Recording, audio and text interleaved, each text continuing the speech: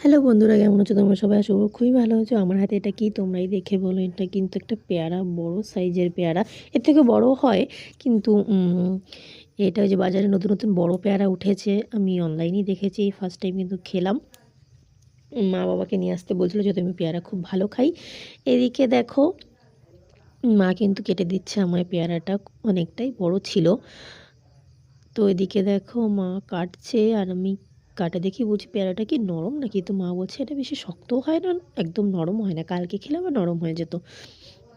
তো আমি খেয়েই পেয়ারাটার প্রেমে পড়ে গেছি। সত্যি কথা বলতে আমি মাকে বলছি তো ছোটো ছোটো করে কেন করছো, মা বলছে খেয়ে দেখ ভালো লাগবে।